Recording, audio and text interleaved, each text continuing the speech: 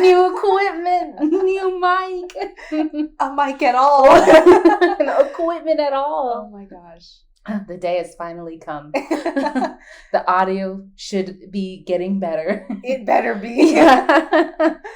How are you? I'm good. I'm so excited. I feel so professional. It's this beautiful new microphone in front of us. She is really gorgeous. Yeah. I know. I love new toys. Yeah. No, this is very exciting. Other than our new mic, how are you? Good. Traffic was nice. Good. This is after, the whole Super Bowl win in Los Angeles. Yeah. So I think I finally beat the traffic. It was bad, like, the week leading up. Week leading up, week of, and then a few days post. Yeah. So, that's over. I know. People really like the Rams that much. Allegedly. I guess so. I didn't know. I think we said it before, to each other a moment ago. It's just that I think it's mainly the LA pride. Yeah. Which I'm all for, which is why I'm getting myself a t-shirt. I'm still for getting the Rams? Yeah, I'm still getting merch. For some reason, I thought you were going to say, which is why I'm getting a tattoo. And I'm like, oh, you love the Rams. Gotta show my loyalty, my LA loyalty. Yeah. No, I wouldn't judge. Right on my forehead. Oh, yes. Just Rams. Rams house. I mean, my Aries animal is True. a ram. So, could coincide. Don't give me any ideas. Yeah. No, I'm happy they won. But I didn't watch. I really had no stakes in the game. I was like, woo. I watched, not on accident, but we had people over, so I just kind of stuck around to be social. Yeah. And it ended up being a good time, but it was because of the people, not because of the game. Well, that's just because you're fun, I guess. Yes. The people I surround myself with, so fun. Yeah. No.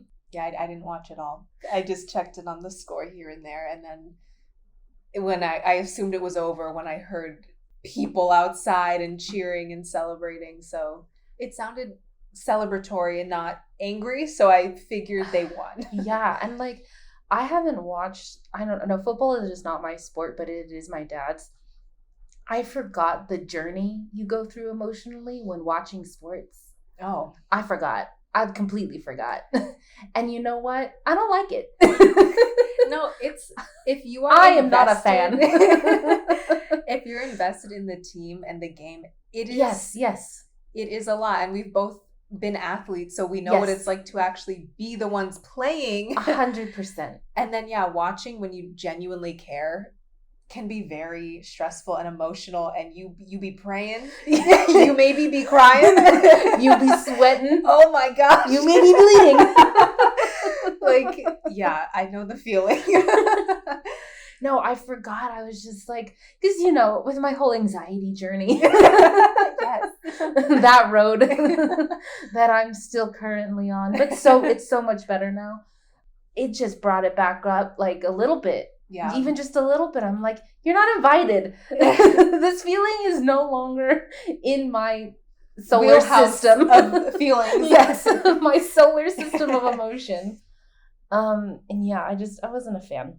I wasn't a fan of that. Even though you weren't that invested in the team?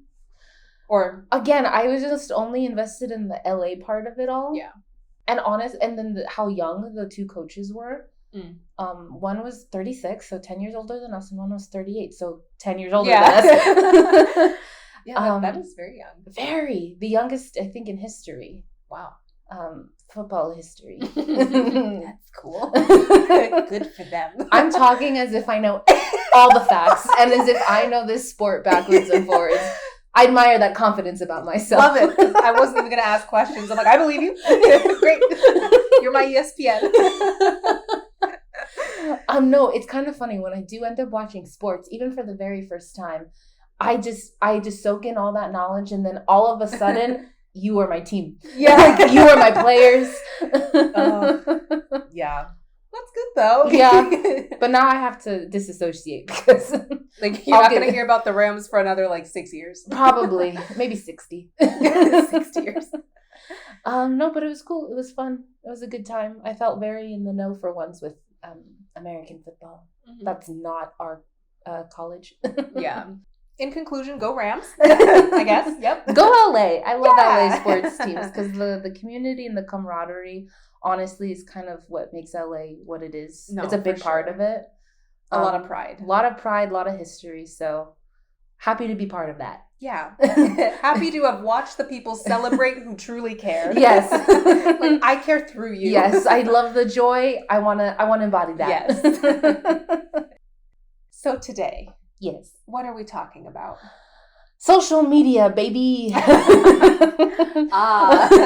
internet. Love-hate relationship. But yeah, no, we'll be talking about social media consumption, influencer, and internet culture as a whole, and the overall importance of being a responsible and conscious consumer of social media.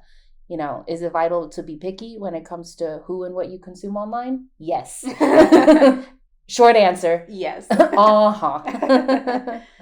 And so, yeah, we'll be going through a series of questions that we kind of formatted for ourselves to kind of follow and kind of have an open dialogue discussion about our relationship with the internet and how we view it and how we have, I would say, a good, healthy, balanced relationship. I really think we do. Yeah, with it. So I feel like when we were younger, the internet was just this like vast abyss of like newness that like no one really knew its trajectory, or it wasn't very like efficient back then. Mm-hmm. Dial-up was still a thing. Monitors were still a thing. Like it's not as handy as it is now. Yeah. Yeah. Yeah. Yes. And so just speaking into how it is now, I think I've really curated, especially my social media, to be what exactly I want to see.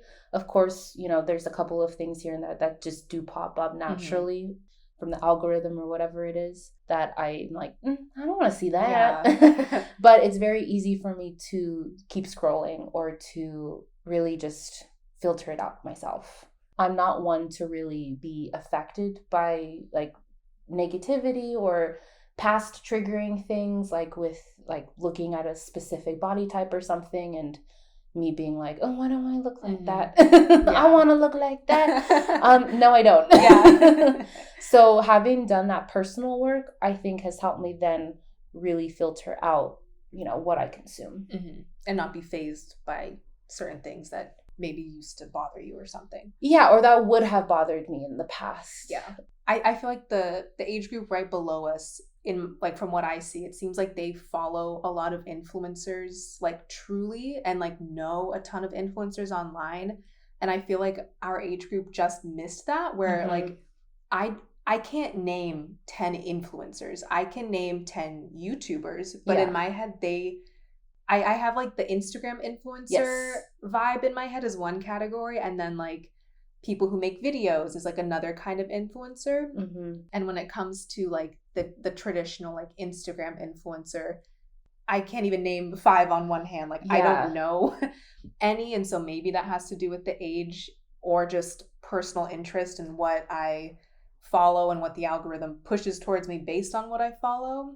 I definitely think it's down to personal interest. I think that's what I was trying to say a little bit more of. Like personal interest, I'm not into the Instagram models, but I'm into content creation on the internet. I love that. We're doing it. Yeah. So there is a level of appreciation for that. And then that's what makes me follow or not follow, or subscribe or not subscribe. Yeah. Also, too, I feel like I do remember a time when there wasn't internet and there were no phones.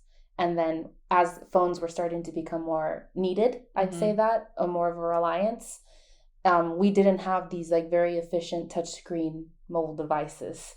Like it was still flip phones, it was still razors. It was still just a phone. Yes. And maybe a calculator. Yes, like not unlimited texting or anything like that yet. So it was definitely very like a practical use versus you need it. Yeah. It's your whole life is in it. Correct. It's on this device. Every answer you could ever need is like in the palm of your hand type of situation. That wasn't the case. And I do remember that time. Yeah. So I feel like the evolution of that, I've just moved through that as I guess the internet and just technology as a whole has gotten more and more advanced.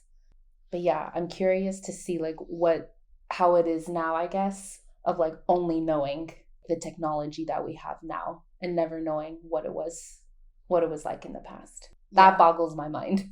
Yeah, no, I think we did come in, or at least I started using Instagram like 2013. Mm-hmm. Yeah, it was like right before college. Okay. And it was like, I never thought that it would turn into what it is. It was like, posted a pic at my dance recital, like, yeah, fun. It was like more of like a photo album for like the 10 people I knew. Yep. And I had no idea it would be like something that it is today, and people make money from it, and it's people's entire careers, and it affects people's mental health and physical health and like everything. Like, it is so impactful and so powerful, and there's just so many people on it. This is crazy. Yep. There was, I forget the name of the documentary on YouTube, but it's about like social media. Mm-hmm. Not on YouTube, on Netflix. The Social Dilemma. Is that what it is? Because I get confused with The Social Network, which is not what I'm talking about. That's a movie. Yeah. That's the Facebook movie. Yeah. The Social Dilemma is the one about social media on Netflix. I didn't watch it, but I was told about it, and then I just didn't want to go down that rabbit hole. It's creepy. It's like, it talks about like just the people that make the apps and everything. Mm-hmm. Every single thing is intentional. The 3 dots that show someone's texting, like, intentional. Keep you on the app because a message is coming. Like, stuff like that, and how they curate feeds. They know the negative effects that it has on people now. And now it's kind of like, ooh, like, what do we do now? Like, you can't really reverse that. The rate that the internet has grown and social media has grown is going up rapidly. But also the age of people starting on the internet is getting younger and younger. So it's like one aspect is going really fast upwards. The other aspect is going really fast downwards. Mm-hmm. I don't think is good. Yeah. But you can't really control that. And these apps weren't made for 12-year-olds yet. There's so many children on these apps and monitored by an adult, monitored by her mother or his mother. Hopefully, but unfortunately not the case all the time. Right. I think it's to our advantage that we had the trajectory that we did with the internet in order to make, the best decisions for ourselves now as adults who does consume a lot of internet and social media content. Yeah. And so, there's just a couple of things now that I really want to nail in. Yeah. And side note, I also wrote like my whole thesis on social media and the impact of like celebrity culture, basically, of like, are influencer celebrities? Short answer, yes. They are. Yeah. There's no ifs, ands, or buts about that. They are. They are a different kind of celebrity, but a celebrity nonetheless. Yeah. If you have any social capital that is separate and apart from a typical pedestrian, you are celebrity. Yeah. No, you wrote your thesis in grad school. Like, you literally wrote your thesis. Yes. On that. That was not a joke. On this subject. It's actually, funnily enough, it's outdated now, because that is just how quickly this certain topic moves. And that was like a year ago. Less. We're recording February. Yeah, that was about a year and some months ago. Only a year. And it's already outdated. Wow. Yeah. Yeah, so like you just mentioned, the difference between celebrities and influencers, that has evolved over time. And like you said, influencers do fall under the celebrity category now. And I think there was a lot of resistance for that to happen for a long time, which I understand. But at this point, it's like, it is what it is. I see as many commercials with influencers as I do with traditional celebrities. So it's like, the line is kind of thin these days. Yeah. And let's categorize influencers as, Instagram models, YouTube content creators, like TikTokers. I just consider that all in one category, even though there is a good differentiation. But for the sake of generalizing this a bit, let's just say influencers versus like traditional celebrity. Yeah. And a lot of influencers are on multiple social media platforms. Yeah. If you started as a YouTuber, you probably grew onto TikTok. It's easier to just categorize into influencer. Correct.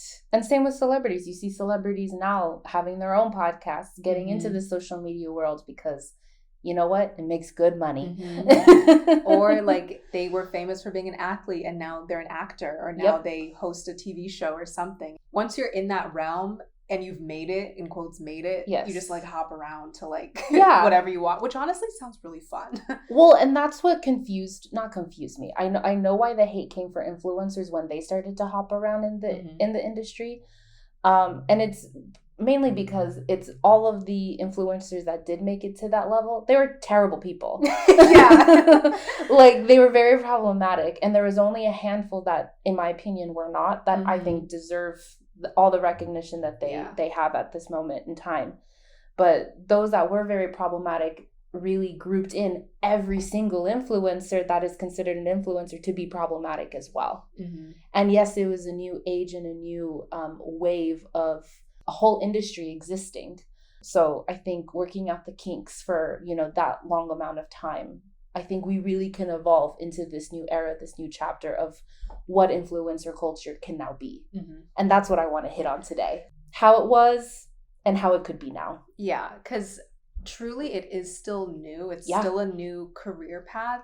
People haven't been influencers for more than, I'd say, like 6-7 years. Like truly like making millions, like huge people online. It hasn't been a thing.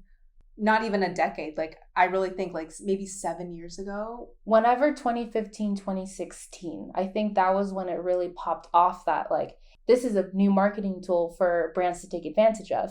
So this whole new wave of this type of marketing as well is a whole new era and a whole new world to digest and to, again, sort its kinks out, just like any industry that's either been around for a year or 100 years. Yeah, so that separation between celebrities and influencers, I think when it comes to advertising, we've grown up seeing celebrities in advertisements. That's nothing new. But I think we were taught to see celebrities as people in a completely different realm of life. They're better looking, they're wealthier, their life is better, they're famous, your life sucks. Like you wish you were them. Like that's how it was like pushed on us of like, you should want to be that. Or you should be jealous of that. You should embody that yourself. Yeah. Without having that kind of, again, social capital underneath you. Yeah. Like whether you actually would want that lifestyle or not, that's what's on the pedestal. That's who you see in advertising because they know that they've pushed that mindset down everyone's throats already. So therefore you're going to want to buy this thing because the person that they put on the pedestal is promoting it. So therefore they think people are going to want to buy it. So from a money standpoint, it all makes sense. And when you see a celebrity in an ad for something, you know that they've obviously gotten paid probably an insane amount of money to read that script, promote that car, promote that brand or whatever it is. Obviously that works. Good for you, big companies who do that because that makes them money. But I do think it is funny sometimes, companies that pick their celebrities that have absolutely nothing to do with the brand. You just wanted a big name, but they have nothing to do with this company, or I wouldn't associate them with this brand at all. I know they don't drive a Honda. Like they're a billionaire. Like the Honda Accord, she's cute, she's practical. But I know LeBron doesn't drive it. Like put him on a commercial for like a Lamborghini. Like that makes sense. But when they have celebrities that don't relate to the product at all, I'm like, sure, but why? Like you could have picked someone else. This advertisement would have just been fine as like just a general commercial. Yeah. With no actual stock footage. Yeah, exactly. Yeah, I think sometimes it doesn't really make sense, but make your money. Make your shmoney. And yeah, so when influencers are used as the face of an ad or a brand, I think it's different than using a traditional celebrity, because when I think of an influencer, I think of someone who's probably started their social media career in their room, at home, just on their phone for fun. And they have that relatable, they're just like me kind of aspect to them, unlike traditional celebrities. Like we said, how we were taught to view them as like this unreachable golden human, but an influencer is like, oh, that could be my neighbor, that could be my friend. Yeah. And so psychologically it's like they're more trustworthy, or like, oh, they're just people, like I believe them because I know they're getting paid. But in my head I'm like, no, that's my friend Jill. Like, she wouldn't lie to me. Like, they sell their personality. That's the whole, that's the influencer niche, is you sell your soul. No, a little bit. But no, yeah, the reason why you pop off or get popular is because your personality is what is that driving force. Whereas a celebrity, it's either the character you played in the TV show you're part of or the movie you're really known for, and then the lifestyle that comes with being, you know, this celebrity, the fame, the money, all of that. So yeah, and with influencers, there's that parasocial relationship, and with celebrities, it's like, oh, I know that I don't know that person, but with an influencer, it feels more like you have a closer relationship. Yeah, they're part of your friend group. Yeah, in your head a little bit. And it's like, oh, my friend, my internet friend is recommending something. It doesn't feel so far away. It feels closer. Yeah. Which it's not. Yeah. But it feels like it is. Yeah, it's like it's more believable that like, oh, you actually would use this cleaning product. Whereas this celebrity, it's like, I don't know. Yeah. You have people that clean. Do you even know what cleaning product like, they I'd use? like to hear from your people who do it for you. Is that actually a good cleaner? Exactly. Yeah. When it's an influencer, it feels like a friend is recommending something and not just a celebrity reading a script because they're paid to. Exactly. At the end of the day, you don't know these people. That's the main point. Yeah. You don't actually know them physically. You've never met them, or maybe you have, but it was probably a curated meet and greet. Or, you know, like a little in passing moment. But even though you may know their Starbucks order or what they had for breakfast that morning. Or their dog's name. Yeah. They really are just as foreign to you as traditional celebrities are. And I'm talking about influencers here. Yeah. And both of them, celebrities and influencers. You don't know them. Yeah. It's still a person you've never met and you don't know anything about. Exactly. And that's not a bad thing. So how do you practice separating feeling like the influencer celebrity that you look up to is part of your friend group, but also that they really aren't in your life in person at all? Yeah. Like, how do you separate that feeling and that relationship? Yeah. So basically knowing and believing that even though they may provide great inspiration and relatability, they really provide this really great community that you're part of and that you relate to, and it brings you peace or whatever it is. But they are just still a person who's not actively in your life in person. Yeah. And I'll speak more on that a little bit, but it's actually knowing and believing that. That line can be blurred, or you can kind of not realize sometimes, like, right, I don't know this person, because a lot of people that you actually do know in real life, you only have online relationships with anyway. So it can kind of feel like even some people that you do know, you only talk to or interact with online. That can also be the case for some influencers. So having that awareness of like, right, I don't know you is very important, even though some quote real relationships might also pretty much only be online. Yeah. Exactly. So how much responsibility does an influencer have to be a good role model? And we can tie in celebrities into this as well. With a public platform of any size, you're going to impact people, whether you have 1 follower or 1 million followers. If you have a public platform, you probably have something to say and you want to use your voice, like us. Yeah. Here we are. And hopefully you're using your platform for something positive and impactful and meaningful to you, especially because as a consumer of social media, I know what it looks like when someone I'm watching is just not passionate about what they're saying or doesn't really care about what they're talking about, and they're just kind of doing something for a paycheck, which isn't a bad thing. But as the viewer, I prefer to watch when I feel like the person I'm watching cares and put a lot of time and effort and thought into what they created and now what they're showing to me as the viewer. I just appreciate that. Exactly. Doing something for a paycheck. I think we've all done that. Sure. Doing something to get something for free. I think we've also all done that. Of course. Get it how you live it. I'm not here to judge that, but yeah, I really do appreciate with the influencers that I do follow that they are selective about the sponsorships and the brands that they do work with. When they're reading their script or it actually comes off genuine as they do that, that doesn't make me want to click away. Still might not buy it, but like I'll watch it because I know you put the time and effort to make it what it is. Yeah. It's easier to find that distinction between those who care and those who don't. Influencers and celebrities have as much responsibility as every other person in society does to not make humanity worse. I think it's a basic job as a human to not intentionally make the world a worse place or make your community a worse place or make people feel bad about themselves or anything along those lines. I don't think it always correlates because the internet and the real world seem to be seen as completely separate universes sometimes, and things that fly online, even though they shouldn't, would absolutely not fly in person. And it's no secret that a lot of people hide behind their profiles to bully or to spew hate online, but they would never say that in person. I hope. Most people, you know, it's like a hidden username with no profile picture and they feel safe and secure. Yeah. But in person, they would never actually do or say those things.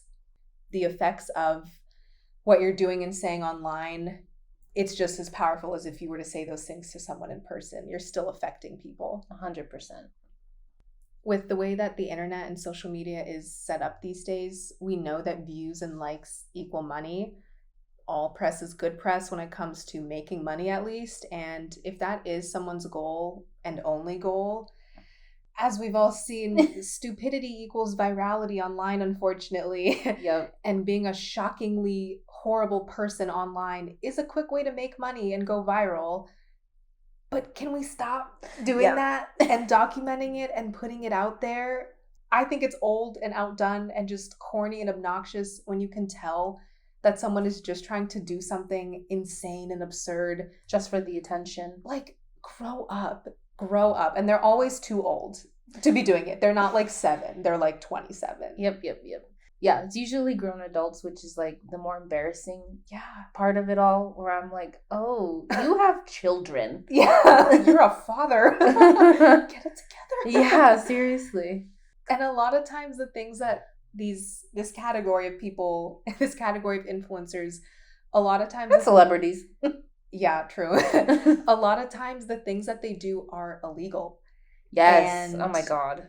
And for some reason, just because it's online, it's like it's not as bad. But if they were to do these things in their office or to their neighbors, they'd be in jail. But for some reason, because they have a platform or because it seems like it only happened on the online universe, that it's like, that'll blow over. Like, it's fine. Like, that's still real life. And real people are still affected, even though it feels like it's a whole other digital world. Oh, completely. No, if they were all in regular 9-to-5 jobs with an actual HR department, that would have been a huge HR issue. The company would be out of business. Like, it would be and a mess. Not to say that companies also have it together in a traditional 9-to-5. In this case, this is where I think the internet and, you know, social media platforms, like the actual company, YouTube, Instagram, everything, actually has such a great responsibility to have a very effective, I'll just say, I guess, HR department for situations like this with the influencers that they push and favor in their algorithm. And they don't hold them accountable for anything. No. They get a little slap on the wrist for a week and then they're back to their, shenanigans. Horrible influence for the people that consume them online. It's like... Yeah, there's so many more people that I feel like could push, that they could get to the level of followers and popularity as, these problematic counterparts of them. And completely bring in a whole new wave of people. But I still haven't quite seen that. Or I will say, I've only seen a small wave. And it's like small waves, and then months go by, and then another small wave. And then still these people don't get pushed as much as these horrible people. Yeah, no, like those small waves that you're talking about, it feels very performative because 2 weeks later, these huge people are back on the homepage and it's like, so you didn't really care. Yeah. We knew that. And if you're a creator and the only way that you can get views is by wreaking havoc on society, clearly you are not that talented and you don't have any kind of genuine message. So what are you doing here? Exactly. I truly feel like that wave of internet culture is hopefully done, and hopefully the young audience, typically it's a younger audience that watches those kinds of creators, hopefully they're growing up and starting to see, I don't really want to watch that anymore, and they'll just lose their following, hopefully. Exactly, because you don't know what that's doing subconsciously to the people who consume this shock value type of content. that's really harmful to various communities that are already, you know, being stolen from and being underrepresented as a whole. Yeah. Or I should say they're being taken advantage of for their creativity and originality. And it's just, yeah, it's mind-boggling. But I do see, like, the cracks slipping. Yeah. And like, the patience is wearing thin. Very thin. And I think enough adults, or at the very least, people our age, are speaking loudly to the younger people who are still consuming this, because let's be for real, they don't know better. No. And it shouldn't be their responsibility to know better. Exactly. But I will say, I do think our age group is at least speaking loud enough to at least form a little bit of a dent in, you know, how this next chapter is going to go, which I'm all here for. Yeah. Young viewers, especially, like, manipulating young viewers to watch and support and to buy, you know, your merch. So, AKA their parents are buying it for them. You know, when that creator knows that it's a scam, it just really doesn't sit right. It doesn't sit right with me. No, when you really think about it, when it's like a 30-year-old online talking to like 12-year-olds, this is weird. Again, if this was in person, it'd be weird. Very, very, very, very weird. When it is a scam and, you know, something that's harmful. Exactly. You can argue that it's different than like a toy commercial on TV because of this parasocial relationship. But adding something like, oh, but you can win a FaceTime with me, like, that's so personal. Yeah. And just really adds to the overall manipulation to viewers, but especially to younger viewers. Yeah, like, buy my merch and you could be entered to win a FaceTime with me. Like, first of all, you know that's not going to happen. They're not FaceTiming no child. Like, they don't care. Exactly. And yeah, that manipulation, it's like, they're children. Of course they're going to be excited about it and go run to their parents. And the adult online promoting that knows that. And it's just like, don't do that. Yeah. It's just wrong. Exactly. Yeah, I also think it's interesting to think about someone's level of problematicness on the spectrum of influencers who are horrendous. Yep. Because it's crazy when I think about certain situations that have happened with people online that are horrible, but they don't seem as bad, because when you compare it to other actions that they've done or that their counterparts, that other influencers have done, it seems mild. Yeah. Even though if you were to just look at it as one instance, it's horrible, but just on the spectrum, it doesn't even come close to like what other people have done or what they've done before. Yeah. It's really bad. Like, the bar is so low for like being a good person online with these huge influencers. It's really sad, honestly. It's horrible. Like, on the spectrum, they can get away with so much. Yeah, and like kind of circling back to the amount of responsibility that anyone with a platform has in order to be a good role model. They have so much reach and influence, like so much. I don't see how you can know how many millions of people, especially kids, watch you online and still intentionally be like horrible. Like, how are you still intentionally horrible knowing your reach? Yeah. I can't grasp that. The analytics are right there. You just look and you see the age range and you still continue. Bad. No soul. Like, why? I'd really like to know why. Money, we know. But I did hear this thing where like money doesn't change you. Like, you like, yes, it can make your life different, of course, but on a personality level, like, if you were a bad person with bad morals when you didn't have the money, you're gonna stay bad with the money. Yeah. I mean, yeah, I'm sure it differs, but overall, yeah. That's a very general statement. Yeah. I know that, but just to put it into perspective, like, if you had all of these insecurities and projections and just awful views, you know, just about other humans other than yourself, you're probably going to stay the same whether you have money or not. Yeah. Just saying. Yeah. It might just amplify who you already were. Yes. Yeah. And actually only highlight like what's worse about you. I've seen it. No, yeah.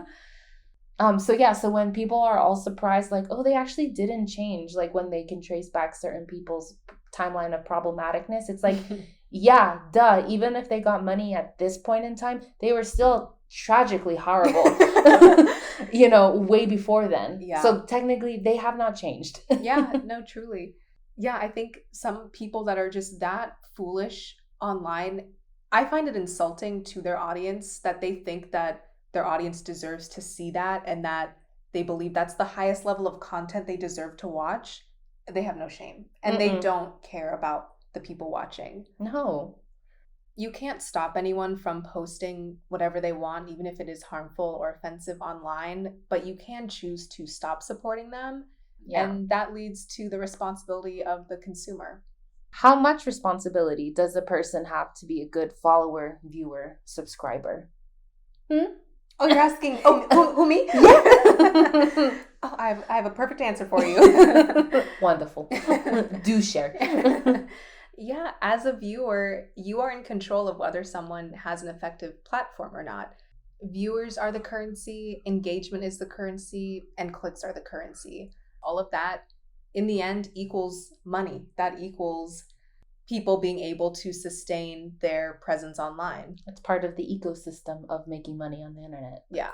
Yeah, and as a viewer, you are in control of the content you consume, even if it's like a pop-up situation, like you didn't actively go look out for that, but you have the power to keep scrolling, to click on something else, or put the phone or computer down and see what else you could preoccupy yourself with that can replace that time you would spend on the internet or social media.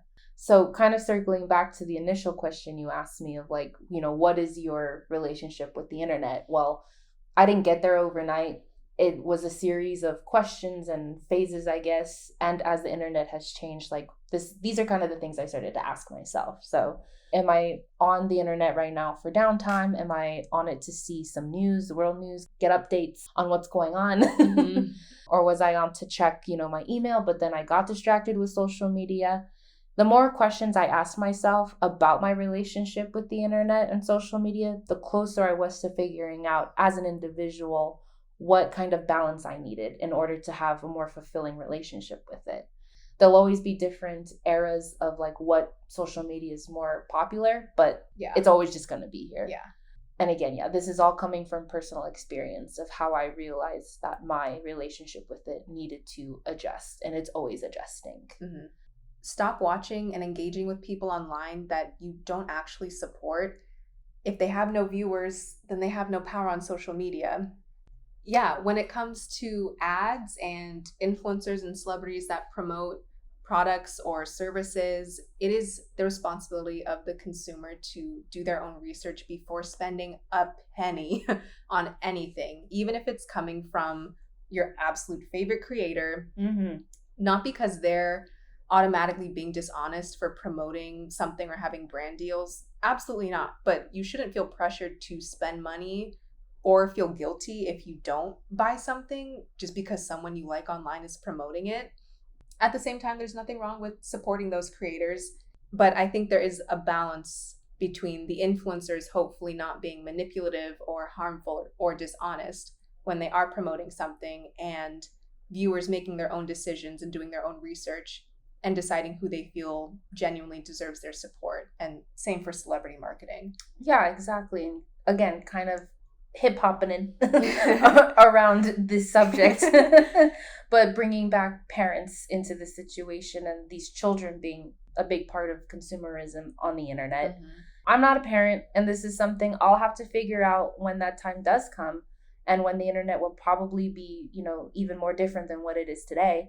But when children are consuming content and supporting influencers who are problematic, these children, they're not developed enough to cognitively register if something's bad or just how bad something is. So if whoever is in charge of said children isn't monitoring who their children are a fan of in the social media space specifically, that creates a recipe for disaster when it does come time to directly monetarily support these influencers by buying merch, joining their Patreon, or buying tickets to a meet and greet. Like, it's just bad all around if that is not being monitored. I'm not giving parenting advice. No. I know I'm walking a fine line here. We are not parents. I know I'm walking on a tightrope, but even just to my I don't have little cousins, so what am I talking about? We don't know any children. Yeah. When I do know adults who have children, I always like to ask, who are you into? What are your interests? And I think that's just step one of okay, let me take a list of these names or these brands that they say, and let me do my own research as a parent to see if like their morals, what they are preaching is actually good. Yeah, if that's someone you want your kid to be watching. Yeah. Hypothetical if we were parents. Yeah, I'll talk about my parenting style. Yes. Let's say that. Yes. We're not telling anyone what to do with their kids. Yeah, but I think I can see myself being like, who are you into? And then me actively being like, oh, show me a video. Yeah. Yeah. Let's Let's watch together. And I think too, it's different now because when we were kids, if I was watching something, it's on the TV in the kitchen where my whole family can see it. Now it's like you're on your phone and it's very private and you really can't see all the time what your kids are watching because it's on their own little screen that they're holding right in front of them and you can't always see it. And so it is easier for kids to watch things without parental consent because, you know, it's private. They're the only ones that are seeing it. Exactly. Yeah, so since times have changed from when I was a youngin' on the internet, my parents decided to monitor what I was consuming when I would use it. This is a time where I very specifically remember like predators were seeking out actual like kidnappings and grooming things by creating fake profiles on social media. And I think you see this happening less and less. Like, I could be totally wrong, but I think because of the rise of dating apps and, you know, personal social media usage, it's pretty easy to filter out like who's a bot, who's a predator, who's actually real. It's a little bit easier to kind of navigate that a bit. And I think people are getting more and more educated on that as well, just by using it. Or at least having that awareness of like not being naive to like everyone on the internet is who they say they are. Like it's pretty well known, like be smart. Yeah, exactly. And that there are more warning signs out there to really like suss it out, suss out the fake accounts. Yeah. But because of this fear, this like peak of fear of all of that. Yeah, when the internet was new. Yeah, my parents made sure to monitor like what songs I was buying on iTunes, video games I was playing, because they didn't know what was out there. So yeah, so like every Friday to end my week, my dad was like a nice little treat would be like, oh, like if you want like some songs off of iTunes to like add to your, you know, iPod or whatever back in the day, like yeah, it was really cute. I haven't heard the word iPod. I'm like, oh yeah. This is back when like iPhone and iPod were two separate things. Yeah, you needed multiple devices. Yeah. And this was like right after two like portable CD players. I loved that thing. I took mine everywhere. Same. My Cheetah Girls CD. I wore that thing to the bone. Lizzie McGuire soundtrack. Original soundtrack. Oh, I'm going to play that tonight. Should have gone to Grammy. This is phenomenal. This is what dreams are made of. Wearing the headset off the I was in concert. Like every song. Holding on. That soundtrack is so good. I was in concert. Yeah. Anyway. Where were we going? Right. So yeah. So back when I was little, I'd have to list out all of the songs I would want to purchase off of iTunes. And my parents, or my dad specifically, because he was the one who knew how to do it, would obviously go through them and then, you know, buy them or not. Yeah. Or let me have it or not. Yeah. And, you know, there would be like, you know, Don't Ya by the Pussycat Dolls. Like, wouldn't know what that song's about just by the title. And that's what he would just go off of. He would not actively play the song. Yeah. It would just be off of the title. And I remember like Miss New Booty on there was a part of it. And I was like, this is a bop. You listen to this on the way to school with me. I'm sure of it. You like it. Trust me. Yeah. It's good. And I just remember him being like, what is this? Yeah. What is Miss New Booty? And I'm like, it's a bop. Like, I don't know. I just think it's a good song. Seriously. So in a way, I know that has changed a bit. And that is just like a highlight that I remember of like, honey, you've listened to it. Yeah. Let it go. Let me play it on my playlist. Yeah. I mean, I know there were songs that I listened to when I was a kid that I didn't know what they meant or what the words meant. My parents definitely had that line of like, some songs, sure, just like don't repeat these words. Or this one crosses the line, that's on the no list. Yeah. And maybe that's how it is for parents now with the internet of like that line, like your kids are going to watch and hear things that you don't want them to consume. That's just going to happen. Yep. But having like the line of like, but that's an absolute no. Like, right. And just kind of knowing like you can't control every single thing they're going to see, but you can do your best to be like, just so you know, don't go say that on the playground. Yep. I definitely did not get that talk. It was just like, yeah, good song. Love it, turn it up. Yep. Shake, shake. Yeah. Bubba Sparks. Shimmy, shimmy. Get low, get low. Yeah. Anyway, but since the internet has evolved to something humans cannot live without, more and more trust and reliance has been established, which has made parents, I assume, these parents may have become maybe more lax on what their child can and cannot consume, especially on social media. There's just simply a lot more to monitor these days than back then that might be almost impossible to censor. Yeah. Kind of like you said, like every child now almost has their own little personal device at this point, or that's becoming more of the norm. So even with the existence of parental controls, there just always seems to be a way to gain access to anything online. I think another interesting topic is the question of whether or not influencers should talk about larger world issues like politics, the pandemic, social justice issues, all of that. Yes. Short answer, yes, if they want to. Yeah, I agree. I think it's a very personal decision. They have the right to express their opinions. Obviously, they're people. But with that, always doing your own research is so important. Come up with your own opinions instead of just believing what your favorite influencer might say about a topic. If I come to you for skincare advice, I'm not going to blindly believe what you post about the political climate or world events without doing my own research. Even if we usually do have aligned views, not that they aren't credible or valid, but there's not one person online that I go to for every single thing, every bit of information I want. I don't even know you in real life, and I don't exist to you. Yeah. Like, I'm not going to just blindly trust anything I see online. And that does go for if someone you actually do know posts something. Yeah. Still doesn't mean it's true. Correct. On the other hand, I can understand why some influencers don't post personal opinions of world issues, social justice things, like anything like that. Maybe their internet persona, if you will, is more of a character, a facade to them, and they want to keep their actual private personal life private and personal. And maybe that's just the boundary that they've created for themselves that they don't cross. And I think that is understandable. At the same time, it does feel weird to see creators not post a single thing, for instance, about like the pandemic or the amount of social injustice issues that happened in summer of 2020.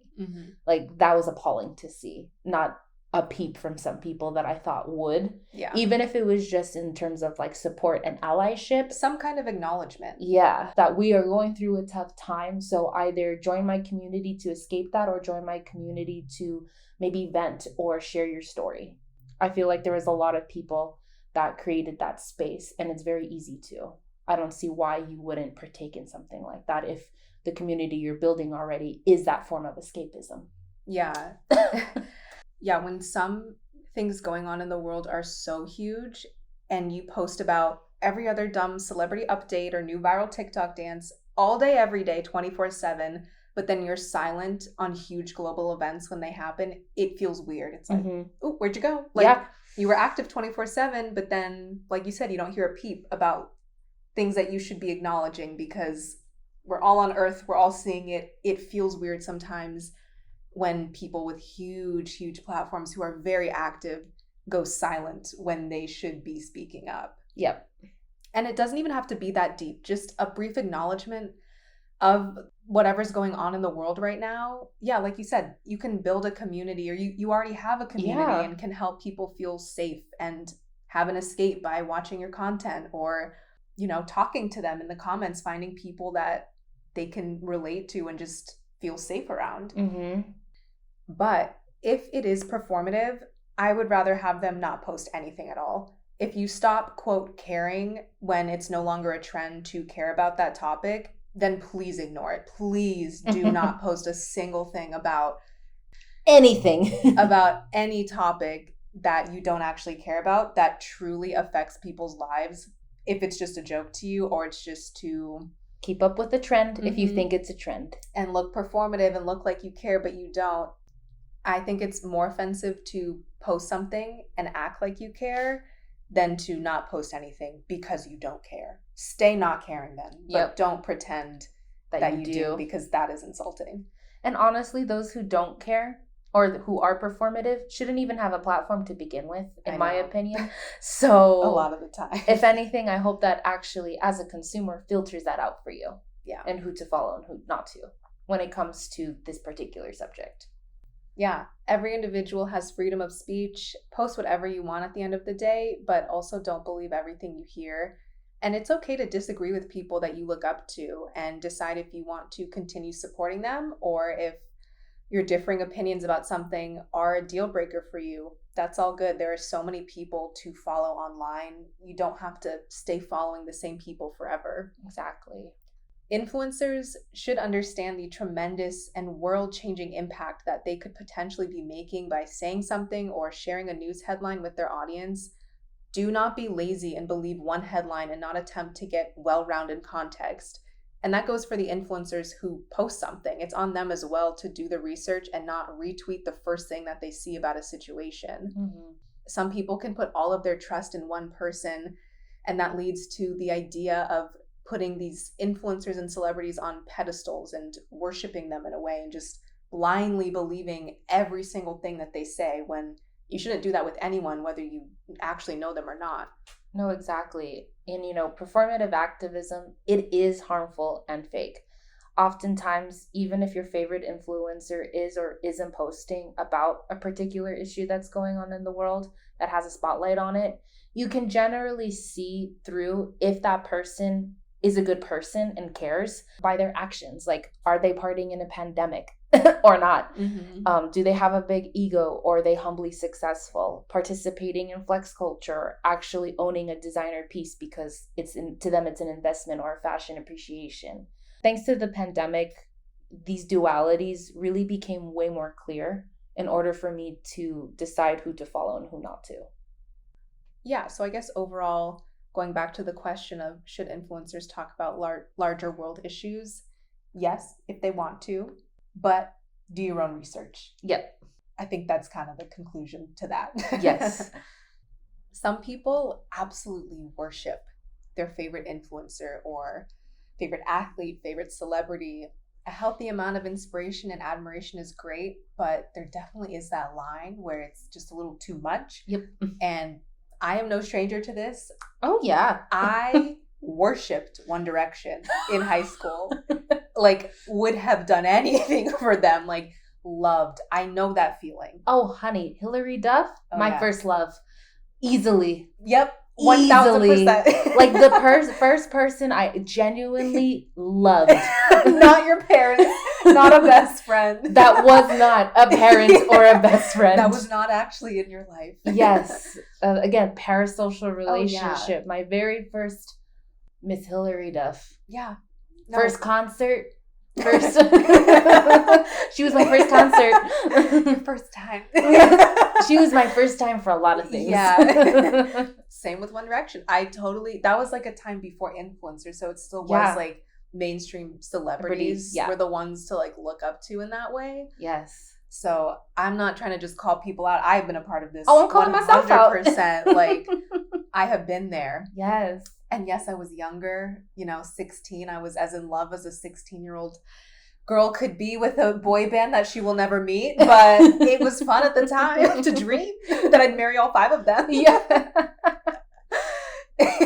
Yeah, no, and speaking to this, my parents knew my obsession with Hilary Duff. Yeah. Like, they knew it. But the thing is, at least at this time, she was not problematic. So I think that's kind of where this argument comes in of like... Is she problematic now? No, she never was. Okay. I was going to say, I'm like, what did I miss? She had a couple of things in her personal life, but like, who doesn't? Yeah. But nothing to the point of like, being illegal or actually harming others. Yeah.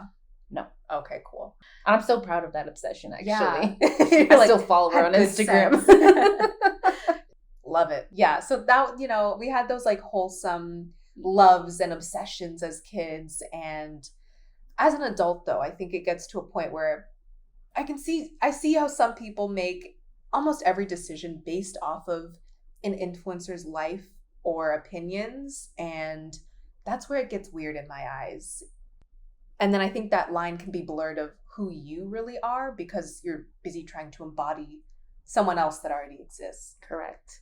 Or only doing something or not doing something unless an influencer or celebrity has done it or says it's a good thing to do. Yeah, it goes from influencing, which is their job, that's on the influencer, to being controlled, and that's on the viewer, where you don't have that line anymore of being your own person. Yeah. There's a difference between following someone for aesthetics or aesthetic inspiration and relatability versus wanting to be and do everything that this influencer does. So you come off as well as this like hard to attain person or this person on a pedestal as well. No. We are all just human beings. They just happen to have this particular career path. Entertainment as a whole, however you consume your niche of entertainment, whether I relate or watch because, someone's life is completely different than mine or completely relatable to mine, it can all be appealing if they have, a magnetic, entertaining personality. And to me, you can't teach that. Mm-hmm. You just can't. The natural born charisma. Yeah. Which, you should have your own of. Yeah. No, your own style for sure. Yeah. Also, know that Facetune and Photoshop are unfortunately such a huge part in why influencers and celebrities have such a huge following, whether that be on social media or fan base, whatever. Facetune and Photoshop is a trend, and it's one that has had a lasting effect throughout generations thus far.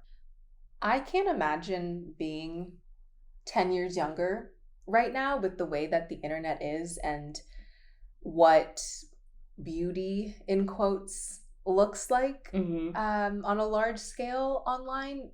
I feel like we just are becoming like pretty fully formed women and dare I say, and if I was 17 or even 21, 22, high school to college, are you kidding? And seeing some of the things that are online that I know are completely fake and don't faze me and I laugh at because I'm like, that looks so ridiculous.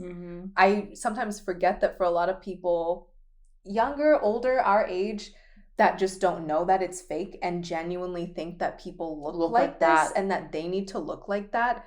It is insane. And if you are young and you don't know that, I just can't imagine how damaging that is for some people. And it really makes me sad that like stuff like that on the internet can just demolish someone's self-esteem when they're like 14 and like they're a kid and they haven't developed at all or come into themselves at all.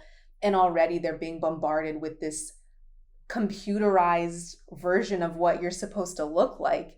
If I had a daughter or a son or a child at all that felt like they needed to reach that level of beauty something standard that doesn't even exist because it's photoshopped and it's not real, but you feel like you need to attain it, but it doesn't exist. That's so damaging. That's so sad that a lot of people don't know that it's fake. No, 100%. And I think that's the missing link is the lack of education. Yeah, and it's not new, like magazines and everything. No. They've done this forever, but it's at your fingertips now, and kids have such easy access to it and they don't know that it's not even real. Exactly. I think the only, positive evolution from when we were younger and looking at distorted images, because it is distorted, it's completely altered. Yeah. Having different types of bodies now to look at, I think that wave is finally coming into full force, hopefully. I like the direction that is going. However, still keep in mind, even those bodies are physically altered to be the most airbrushed, fine-tuned version of it. The, quote, perfect version of, quote, different.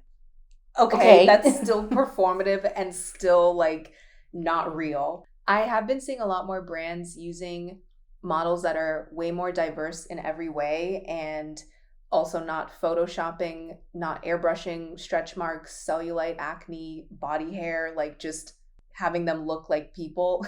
And I'm still at the point where I'm like pleasantly surprised when I find brands that do that. And I'm just excited to get to the place where that is the norm. Yeah. And where like I don't think twice, like, oh, I really want to support this brand because they do this. It'll just be like, I can't believe this brand doesn't do this. Like Right. when it will just be the norm, this way of having only one kind of body and woman to look like won't be a thing anymore. Yeah.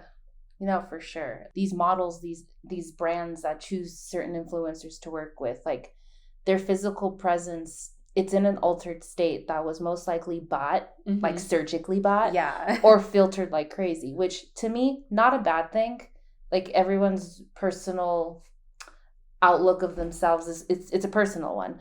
But know that you can't look like that by just going to the gym or eating a certain type of way. So why be obsessed with it when it's not even realistic? Yeah. But again, I feel like I'm, I guess, mature and cooked in the oven enough to have that formulated opinion. And I feel like, again, that missing link is educating at a very young age. Yeah. This missing link that I feel like could make younger people at the very least have the same outlook as we do, even though we're adults and they're children. So obviously trolls and just hateful people hiding behind their phone or computer commenting horrendous judgmental things, it's also what encourages the continuation of usage of the Photoshop and filters, at our fingertips. In a perfect world, everyone would be comfortable enough to just post whatever they wanted in any state that they look like without digitally or, again, surgically altering themselves. But unfortunately, that is just not the case present day. Like I notice, like when some influencers or celebrities post a natural pic, they get hate comments for being natural. And then when they, post something that they clearly face-tuned and they see like one little distorted finger, it's like, you distort, you use Facetune and that's not how you really look. So it's like, you get hate no matter what. And it's teetering that line of like, from start to finish, how are you representing yourself and building a community upon that? Yeah, I think that is another good example of like how we said earlier, the real world and the internet can sometimes be seen as two separate universes, and things that fly online, even though they shouldn't, would absolutely not fly in person. Like most people would not go around and, if you can tell someone's had work done, point it out to them in line at Starbucks and tell them you think they look bad. Yeah. Where's the humanity? Like, first of all, it's so easy to think that like your opinions are wanted and warranted online, especially when it comes to people's looks. Yeah. But in person, you wouldn't say a peep, and that's how it should be. Yeah. Because it doesn't affect you. Exactly. It's not your life, not your body. Yeah. Not your face. Nope. Not your business. Yeah. As a viewer, I decided to educate myself on how things are edited, or how editing works essentially, and how filters work, and ask, how realistic are these videos and photos that I am consuming? Like, does that look like what it would look like in person? And so long as that I'm able to form that body positivity or neutrality for myself, the better off I was when scrolling through these distorted images. And it made it so much 10 times easier for me not to compare myself to those images or videos. Yeah. I love a good filter. I really do. Or a color enhancement, but I really can't ever see myself editing like my body or my face. That's not purposeful for like art, like in a selfie or just like anything. Like I truly post so I can look back as a memory from that time. And so therefore I personally don't find a need to, alter my body or face at all. Literally cute little filter, little saturation moment to let the colors pop a certain way. And that's kind of it. Yeah, I think I agree. I do the same thing. I think there's a difference between editing a photo for an artistic reason or distorting what's in the photo so that it doesn't look like you, or so that it doesn't look like you. But you're trying to pass it off that it is. Yeah. I know that one, I don't actually look like that in person. Like if I did this, like I wouldn't look like that. Like, and who is that? Yeah, like that's another person. Yeah. And two, feeling down on myself that I don't actually look like that in person. Yeah, like there's no benefit. Exactly, mentally. Yeah. And then three, potentially getting praise for a version of myself that doesn't even exist in real life. Like because of those points, I can't go down that route. The aftermath of doing that seems like you'd feel worse in the end. Because like you said, if you're editing your body or your face and you know, one, you don't look like that. And then two, people are like, oh, so beautiful, amazing. And then you're like, well, I don't look like that. So am I not actually beautiful and amazing? Because that's not even my face. Like, it's just like, the spiral down after that just seems like a hard one to come out of.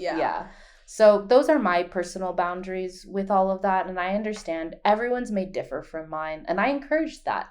If you are able to separate the two completely and you actually do like to play around and mess around distorting yourself, but for the art, I don't look down on that if it's for the art, then, get down with it. But this is just what I align with, and it helps me stay on track with not getting sucked into that world of Facetune and Photoshop that is just too far gone from being reality. Yeah. If you get to the point where you're consuming so much content from a certain influencer, so much so that you're basically living your life as you're being told to by someone on the internet who's getting paid to tell you all of these things, I'd say it's time to reevaluate and make sure that there's a clear line between who you are without this content and without this influence from the people you watch online. Even without social media, everyone is influenced by everything in their life, the people that they surround themselves with, the media you consume, the house you live in. Yeah, like the community you grew up in. So it's not, I always think about like, who would I be if I literally had no influence ever from anyone? Like if I was like a blank slate of a human. And I'll never know because I've obviously grown up around people in the world. But if you just had zero influence ever, like what would I be doing? What would I think?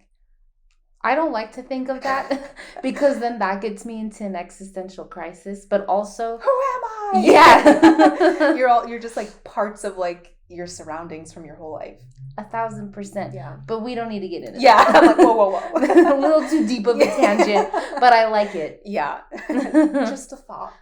Yeah, I think it's no secret that we spend so much time online and on our phones, especially during like the lockdown portion of the pandemic.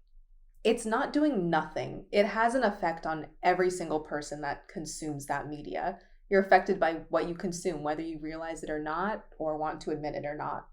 And we really want to emphasize the importance of understanding how powerful you as the viewer are, and how important it is to have the mindset as the consumer of, does this person deserve my support, my click, my view, my engagement? 100%. But yeah, on the other side, some people do flip-flop on who they do support depending on who the internet is telling them to support, or, who's popular for the hour or the day. Yeah, it is funny, like, whenever there's, like, an internet scandal that is usually warranted. Yep. And, is sometimes illegal. Yeah. But it is interesting to see, like, the overall majority of the internet backing one person one day because they're like told to, and that's who the majority of people are following. And then the next day, new information comes out, and now everyone's on the other side. Mm-hmm. The next day, more info comes out. They're back to supporting the other person. Like, okay, I don't think you were a fan to begin with if you flip-flop that easily.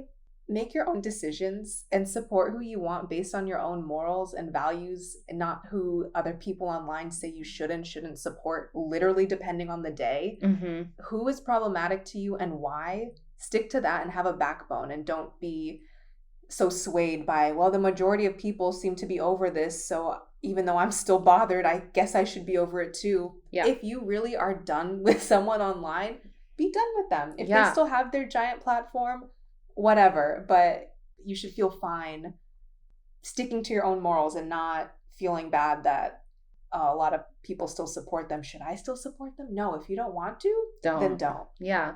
And on the other hand, too, of that, if you do decide to support somebody and then later down the line, you're like, oh, wait, maybe I shouldn't have, give yourself that grace. We're all learning here. Mm-hmm. We're all evolving and changing.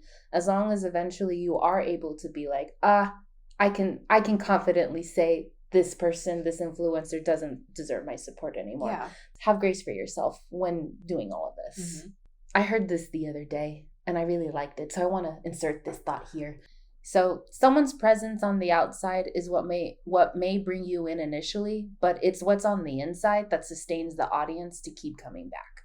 And I think that is evolving to be more and more prominent with influencers who actually like make content where they speak and encourage engagement in their community that they're building, which is, I think it's great to see. I really do. I love that. And the more you can be like, yeah, your looks or your presence on the outside may have brought me in, but what you're spewing out, what you're saying may not keep me. Yeah. And to be able, again, to filter that out for yourself, I think is really, really important. Yeah, no, that's fair. So yeah, I wanted to tie this in here as well, just to use it as an example. So I feel the need to stay up to date on brands, on businesses, specifically the ones that use influencers to sell their service or their product. I like knowing those brands are taking care of their employees and respect their consumers. I know it's difficult to keep track of every brand's reputation, but having that extra knowledge really does make me feel better knowing I'm giving my time and support not only to the unproblematic influencer, but also the unproblematic brand. Yeah. And I know some influencers may have those similar issues or that maybe that similar mindset when deciding to partner with a brand. Well, at least the influencers who do actually care who they partner with. Yeah. I can only imagine the pressure when it is a brand who has issues exposed after the influencer has already posted about them. Like it's taking down not only the brand, but also every influencer partnered with them. And that I can sympathize with. Yeah, I agree. And I've thought about this too before we ever started a podcast or became social media people in any way. People can only form opinions based on their knowledge at the time. And I don't think it's fair when you see people get annihilated online for like one slip up or they partnered with a brand and then later something happens with the brand. Yeah, it's like, okay, you probably didn't know that that brand stood for that or that the owner was this or anything. Like the influencer probably didn't either. And you just have to use common sense when reacting to things. Information about brands can be released so quickly all across the internet, and it's not always fair to assume that someone had all the information that you did at that time. And maybe they just casually posted about a certain brand or tagged a brand and genuinely didn't know all the information about the brand because they're human. Yeah. And the same thing for like if they do a brand deal, hopefully they've been able to do enough research beforehand and understand the background of the brand, but no one's perfect in that sense. Also, to keep in mind, like a huge reason why influencers may not be the most up-to-date with the brand they're working with is because they specifically work with a whole other entire team and department that is part of the brand, yes, but they have no say or involvement with what the actual branding or product quality or creation of the service entails. Like they have no part or say in it. They, the influencer, they aren't in the lab making this moisturizer that they're promoting. They may be the face of it, but they're not the ones actually coming up with the formulation and going through the quality check. They only know and are involved with the team that sends them the product or take them on brand trips or the people who set up their discount codes. Yeah, so with all that in mind, have the criteria and standards for the creators you allow into your mental space. Yeah, why do you support who you support? And that can be as simple as they're entertaining and nothing else. You can tell they take the time to edit their videos or they hire someone who they hopefully pay fairly to continue to put out quality content that you enjoy. Is it their personality? Are they philanthropic? Do they bring you joy and make you feel good about yourself and not worse about yourself? I hope. Do you even actually like this content, or do you just watch because it's there and you're just kind of mindlessly clicking on things? We've all been there. Totally. It's the internet. Like it's literally created to just scroll forever. Yeah. Are you being nosy? Honestly, the amount of times I've watched like YouTube drama between two people I never watched before, but I'm like, ooh, a fight, like what's happening? Yeah. And I'm like, I don't even know who these people are, but like I'm sucked in because it's everywhere. Yeah. And people are talking about it and I'm like, I don't even know who these people are, and but I'm here and now I know all the drama. And you know what? Even after watching, I'm like, that was a waste of my time. I know. I'm like, what was that? And also too, I'm like, that was actually probably very harmful to the other person. Yeah. So yeah. The internet is an interesting place. Can get you. Go down some rabbit holes sometimes. I'm like, how did I get here? Yeah. Why do I know so much about these people that I've literally never heard of? Yeah. An example I can give with this like I guess, hate watching or hate keeping up, I guess, is the Kardashians, or I like to say the Scamdashians. Little scammers. Yeah. So I don't even follow any of them, but they still pop up everywhere. Sometimes I'll be scrolling on my discovery page on Insta, and since there are so many of them, the odds are one of them will show up on my discovery page. Yeah. It really is hard to escape knowing all their business when it is everywhere. Their business model, in my opinion, is theft and appropriation. It's a fact. Sorry, I'll say it. Yeah, no, for sure. It's their whole business is built on just lies.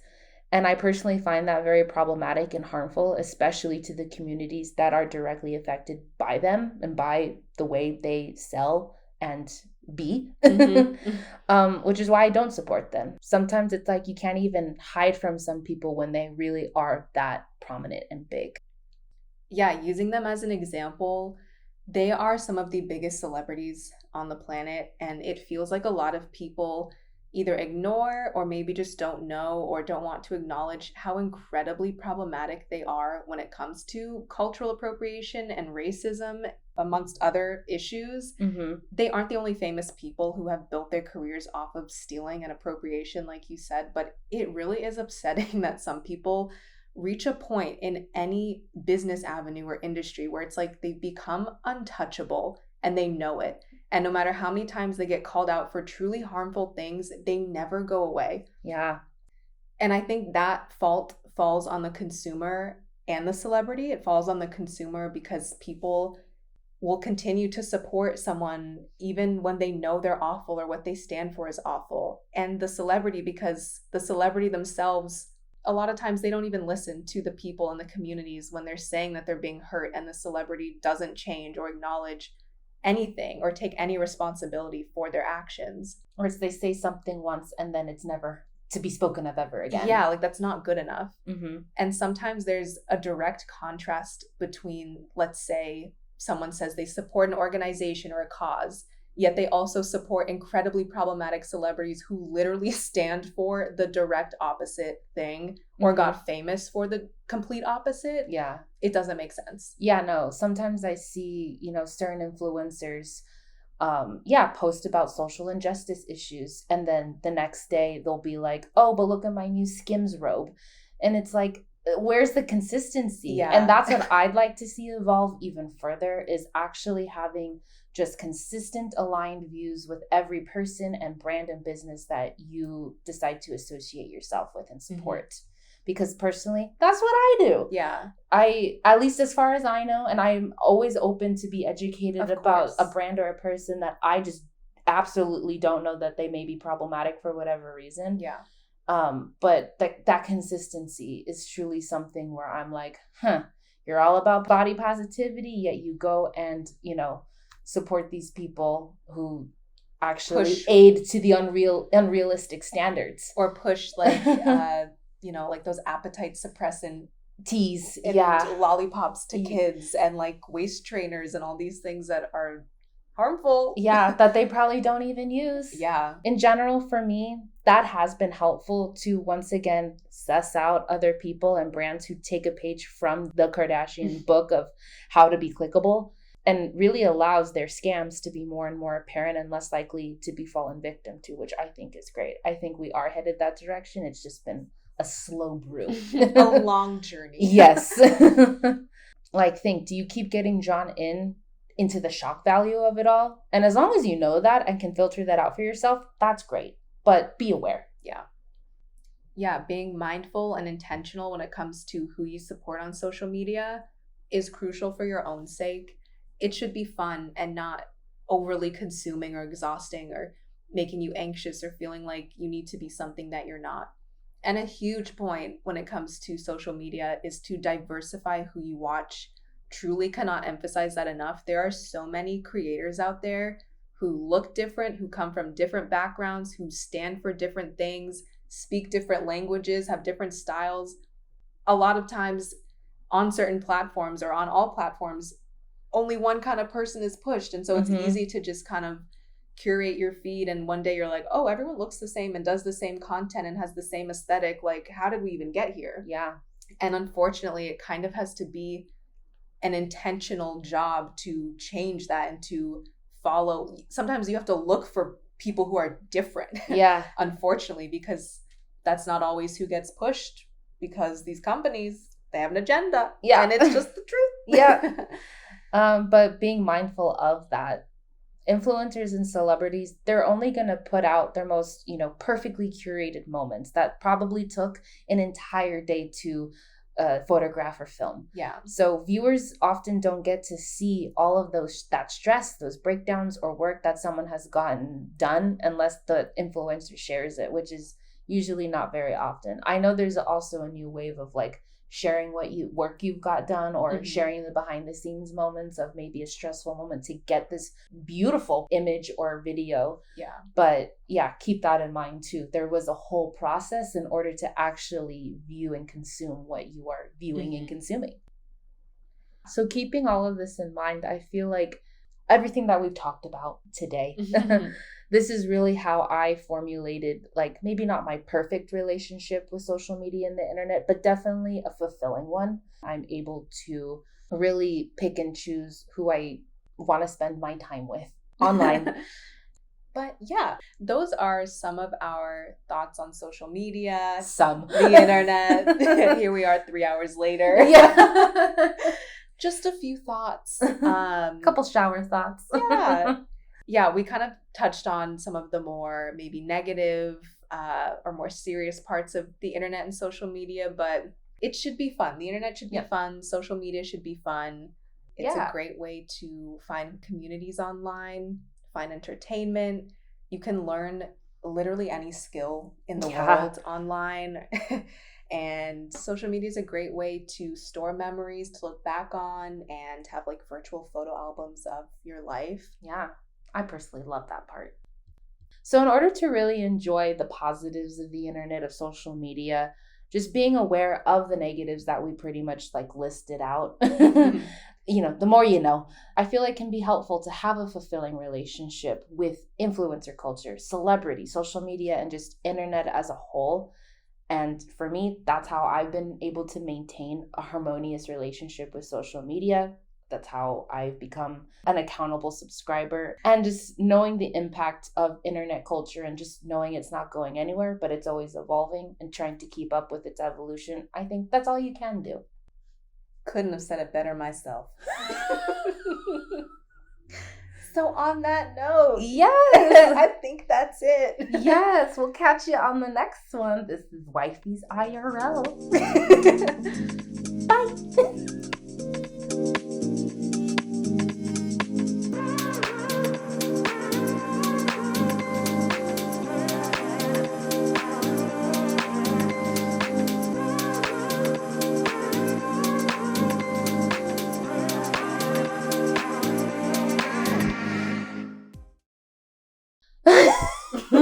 I can't look at you. Is this like you're asking me, or like you're just saying like... It's a rhetorical question that I then answer for everybody. Great. Love it. I asked you, shut up. I'm going to tell you. Exactly that. Nope. Wrong. Led to our main point of like, okay, actively go in and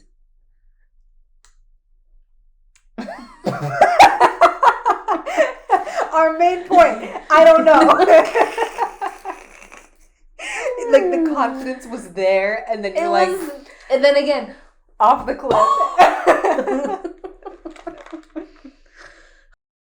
We started off great, so now we gotta learn how to end it. I know. So think of that. We're ready. My affirmations are coming true with this. Our fermentations. I'm fermenting that we end episodes swimmingly with grace and a point. That's the part, is the point. Yeah. Okay.